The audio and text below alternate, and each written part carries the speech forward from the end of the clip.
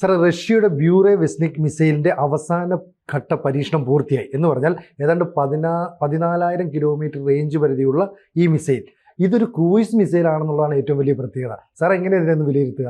അതായത് പുടിൻ പ്രഖ്യാപിച്ചു ഇതിന്റെ അവസാന പരീക്ഷണം കഴിഞ്ഞു. ബ്യൂറോ വെസ്നിക്കിന്റെ അവസാന പരീക്ഷണം കഴിഞ്ഞു. ഇത് വലിയ സംഭവമാണ്. ഇതിന്റെ റേഞ്ച് അൺലിമിറ്റഡ് എന്ന് പറഞ്ഞാൽ പരിധികളില്ലാതെ സഞ്ചരിക്കുന്ന ക്രൂസ് മിസൈലാണിത്. ക്രൂസ് മിസൈൽ എന്ന് പറയുമ്പോൾ കടലിൽ നിന്ന് അല്ലേ, കപ്പലുകളിൽ നിന്നൊക്കെ വിക്ഷേപിക്കുന്ന മിസൈലുകളാണ്. ഇത് ലോകത്തിലെ ആദ്യത്തെ ആണവ ക്രൂസ് മിസൈൽ ആണ്. അതാണ് ചരിത്രത്തിലേക്ക് കിടക്കുകയാണ്. എന്ന് മാത്രമല്ല, ഈ ആണവ അന്തർവാഹിനി എന്നൊക്കെ പറഞ്ഞു കഴിഞ്ഞാൽ അതിന്റെ ഊർജത്തിനെ പറ്റിയാണല്ലോ പറയുക. ഒരു ആണവ മിസൈൽ എന്ന് പറയുമ്പോൾ അതിന്റെ ലോഞ്ച് ചെയ്യാനും അതിനെ മുമ്പോട്ട് പൊക്കിയാനും ഒക്കെയുള്ള റിയാക്ടർ ഉണ്ട്. ചെറിയ സൂക്ഷ്മമായ ആണവ റിയാക്ടർ ഉണ്ട്. അതുകൊണ്ട് ലോഞ്ച് ചെയ്യുന്നു എന്നാണല്ലോ കരുതുക. ഇതിന് അതുമാത്രമല്ല, ഇതിന്റെ വാർ ഹെഡും, അതായത് ഒരു സ്ഫോടകം, ഒരു അണുബോംബ് വഹിച്ചുകൊണ്ട് പോകുന്ന ആദ്യത്തെ ലോകത്തിലെ ആണവ ആയുധം അല്ലെ ക്രൂസ് മിസൈൽ ആണിത്. ആദ്യത്തെ ആണവ ക്രൂസ് മിസൈൽ ആണിത്. രണ്ടർത്ഥത്തിലും, ഊർജം എന്നുള്ള നിലയ്ക്കും പോർമുന വഹിക്കുന്നു എന്നുള്ള നിലയ്ക്കും ആണ്.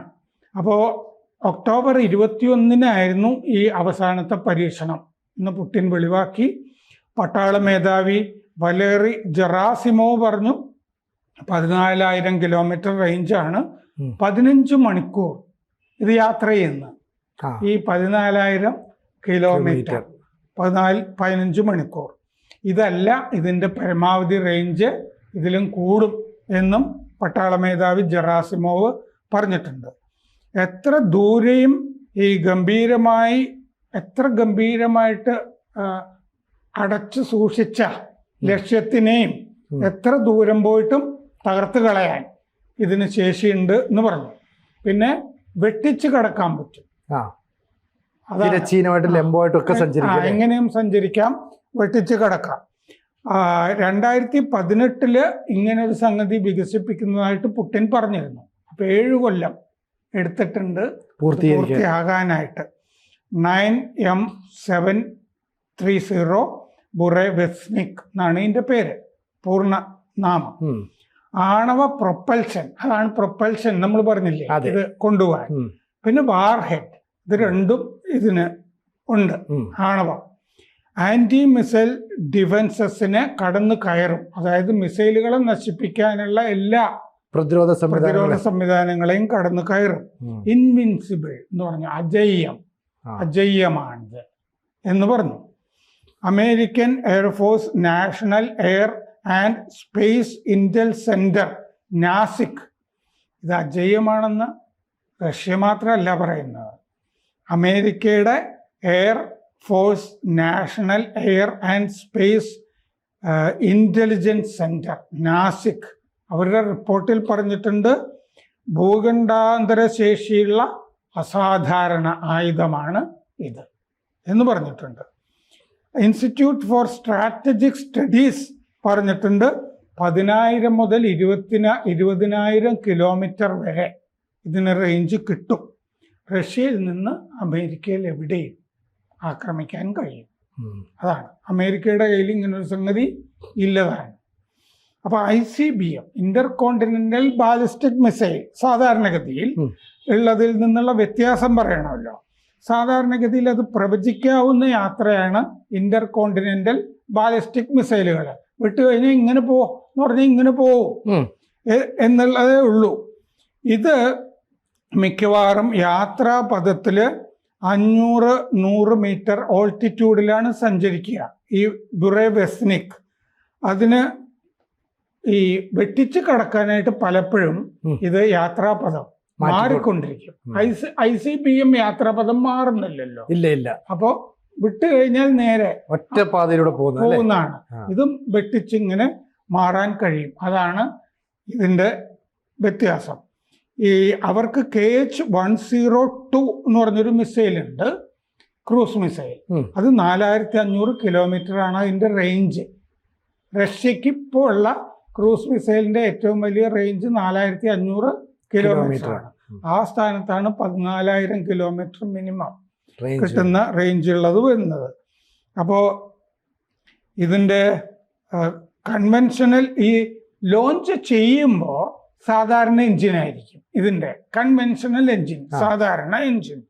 അത് കഴിഞ്ഞ് ഇതിൻ്റെ ചെറിയ ആണവ റിയാക്ടർ പ്രവർത്തിച്ചു തുടങ്ങും.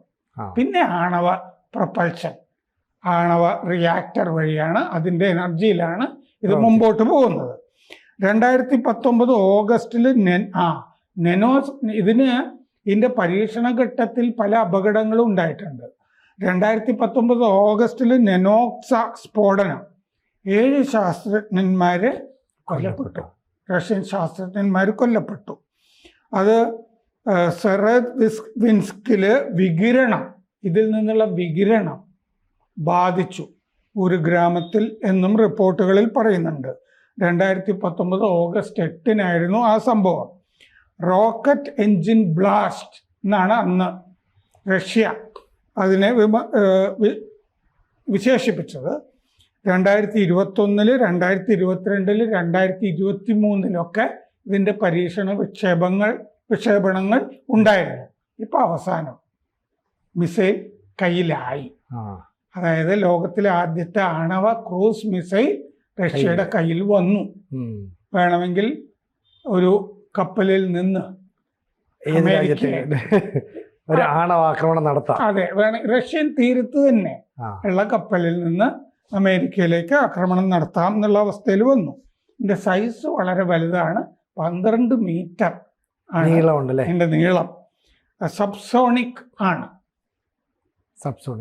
ശരിക്കും പറഞ്ഞാൽ ഇപ്പൊ ഇത്തരത്തിലുള്ള ഈ മിസൈലുകളൊക്കെ പരീക്ഷിക്കുന്നു, അല്ലെങ്കിൽ നേരത്തെ തന്നെ ആണവ അന്തർവാഹിനിയുമായി ബന്ധപ്പെട്ട ചില പരീക്ഷണങ്ങൾ നടത്തുന്നു. ചുരുക്കം പറഞ്ഞാൽ ഞങ്ങൾ യുദ്ധസന്നദ്ധമാണ്, സജ്ജമാണെന്ന് അമേരിക്കയെ അറിയിക്കുക, അങ്ങനെ ലക്ഷ്യം കൂടെ പുട്ടിനുണ്ടാവില്ലേ? അമേരിക്കയെ ഇപ്പൊ ഇത് അറിയിക്കുക എന്ന് പറഞ്ഞു കഴിഞ്ഞാൽ വലിയ കാര്യമല്ലേ. കാരണം ഞങ്ങള് ആണവ ത്രഷോൾഡിലെ ആണവ ലക്ഷ്മണരേഖ ലംഘിക്കും എന്ന് പുടിൻ പറഞ്ഞിട്ടില്ലേ? യുക്രൈനുമായിട്ട് ഇനി നിങ്ങൾ യുക്രൈന് ടൊമാഹോക്ക് കൊടുക്കുകയാണെങ്കിൽ ഞങ്ങൾക്ക് പലതും ആലോചിക്കേണ്ടി വരും എന്ന് മുന്നറിയിപ്പ് നൽകിയിരുന്നു. അപ്പൊ പുടിന്റെ മനസ്സിൽ ഈ മിസൈൽ ഉണ്ടായിരുന്നിരിക്കുമല്ലോ. അതെ, അത് പുറത്തു വിടാതെ നിന്നായിരിക്കും. അതാണ് ഇത്. അപ്പോൾ ഇപ്പോ ഇത് വിക്ഷേപിച്ചു, ഇത് ഞങ്ങളുടെ കയ്യിൽ വന്നു എന്ന് പറഞ്ഞു കഴിയുമ്പോൾ ആർക്കാണ് പേടി? 32 നാറ്റോ രാജ്യങ്ങൾ, അമേരിക്ക ഉൾപ്പെടെ. 14,000 കിലോമീറ്റർ എന്ന് പറഞ്ഞിട്ട് നമ്മൾ അമേരിക്കയിലെ എവിടെയും ഇത് ശരിയാക്കാം എന്ന് പറയുമ്പോൾ, അപ്പൊ ചുറ്റും കിടക്കുന്ന ഈ പോളണ്ട്, ലാത്വിയ തുടങ്ങി പേടിച്ചരണ്ട് നിൽക്കുന്ന നാറ്റോ രാജ്യങ്ങളുണ്ടല്ലേ, യുക്രൈനോ തകർന്നു പോകത്തേ ഉള്ളൂ. അതെ. മാത്രമല്ല സാർ, ഇപ്പൊ ഈ മിസൈലിന്റെ കാര്യം പറയാനായിട്ട് വാർത്താ സമ്മേളനം നടത്തുമ്പോൾ പുടിൻ ധരിച്ചിരുന്ന സൈനിക വേഷമാണ്, അതൊരു സിംബോളിക്കായിട്ട് നമുക്ക് കണ്ടുകൂടെ? അല്ലേ? മാത്രല്ല, ഹംഗറിയിൽ ചർച്ചയ്ക്ക് ഞങ്ങൾക്ക് സൗകര്യമില്ല എന്ന് പറഞ്ഞില്ലേ? ബുഡാപെസ്റ്റിലൊക്കെ വരുന്നില്ല, ഞങ്ങൾ വരുന്നില്ല ഹംഗറിയില്. ആര് പറഞ്ഞു ഞങ്ങൾക്ക് സൗകര്യമില്ല? പോയി പണി നോക്കുന്നില്ലേ പറഞ്ഞ? ഞങ്ങള് സമാധാന ചർച്ചക്കൊന്നും ഇല്ല എന്ന് അമേരിക്കയോട് പറഞ്ഞു കഴിഞ്ഞല്ലോ പുടിൻ. ഞങ്ങൾക്ക് യുക്രൈനില് ഡോൺബാസ് തുടങ്ങിയ സ്ഥലങ്ങള് ഇപ്പോ നിൽക്കുന്ന നിലയിൽ വെടിനിർത്തലൊന്നും പറ്റില്ല. ആദ്യം കരാറ്, ആദ്യം വെടിനിർത്തണം എന്നാണ് നിങ്ങൾ പറയുന്നത്. സൗകര്യമില്ല, ആദ്യം കരാറ് വരട്ടെ, സ്ഥലമൊക്കെ ഇങ്ങത്താ, എന്നിട്ട് നമുക്ക് ആലോചിക്കാന്നാ പറയുന്നത്. ആ സ്ഥലം കൊടുക്കാനായിട്ട് സൗകര്യമില്ലല്ലോ. ഇപ്പൊ ഡോൺബാസ് അതിന്റെ 22% യുക്രൈന്റെ കയ്യിലിരിക്കുന്നു. അതും കൂടി വേണം, കാരണം റഷ്യൻ ഭാഷ സംസാരിക്കുന്ന ആളുകളാണ് അവിടെ കൂടുതൽ താമസിച്ചത്. അപ്പൊ അത് കിട്ടാതെയൊന്നും, അത് ഞങ്ങളുടെ സ്ഥലമാണെന്നാണ് റഷ്യ അവകാശപ്പെടുന്നത് അല്ലെ? ഒരു യുദ്ധം നമ്മൾ നടത്തി കഴിഞ്ഞ് വെടിനിർത്തണം എന്ന് പറയുമ്പോൾ നമുക്ക് അതിൽ ഗെയിൻ വേണ്ടേ? അത് വേണം. ലോകത്തെല്ലാവർക്കും ഗെയിൻ. 1967 യുദ്ധത്തില് പിടിച്ച സ്ഥലം മുഴുവൻ ഇസ്രയേലിന് കിട്ടിയിട്ടില്ലല്ലോ. പിടിച്ച സ്ഥലമാണ്, ജോർദാനിൽ നിന്ന് പിടിച്ചെടുത്ത സ്ഥലമാണ് ഈ വെസ്റ്റ് ബാങ്ക് തുടങ്ങിയ സ്ഥലങ്ങളും ഒക്കെ. അന്ന് പോലെ അവരുടെ കൈ വന്നിട്ടില്ലല്ലോ, കയ്യിൽ വന്നില്ല. അതിലൊരു ഭാഗമേ വന്നുള്ളൂ. പോരട്ടെ ABC എന്ന് പറഞ്ഞിട്ട് വേർതിരിച്ചിട്ട് ഓരോ സ്ഥലത്ത് മാത്രമേ ഭരണം ഓരോരുത്തരെ ഏൽപ്പിച്ചിരിക്കുകയാണ്. അപ്പൊ എന്ന് പറഞ്ഞതുപോലെ ഇപ്പോ ആരുടെ കയ്യിലും ഇല്ലാത്ത ഒരു മിസൈൽ, ഏറ്റവും വലിയ മിസൈൽ ഇല്ലേ? അതെ, റഷ്യയുടെ കയ്യിൽ വന്നു. അപ്പൊ എല്ലാവരെയും പേടിപ്പിക്കാം. അതെ. ഇനി മറ്റേ പുടിനോട് സംസാരിക്കുമ്പോ കുറച്ചുകൂടിയൊക്കെ ഒന്ന് ഒരു കരുതൽ വേണം. അതെ, അല്ലെങ്കിൽ ഞങ്ങൾ ബ്യൂറോ വെസ്നിക്കുമായിട്ട് ഇറങ്ങുകയെ എന്നുള്ള ഒരു മുന്നറിയിപ്പല്ലേ.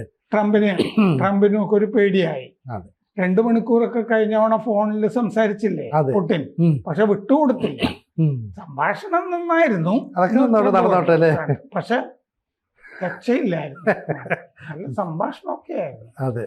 അലാസ്കയിലൊക്കെ കണ്ടതൊക്കെ മതി, ഇനി വേണ്ട എന്നാണ്. ട്രംപ് അവസാനം പറയും ഒത്തില്ല എന്ന് പറയും അല്ലേ. കൂടുതൽ വാർത്തകളും വിശേഷങ്ങളും നിങ്ങളിലേക്ക് എത്താൻ ABC മലയാളം സബ്സ്ക്രൈബ് ചെയ്യുക, ബെൽ ബട്ടണും അമർത്തുക.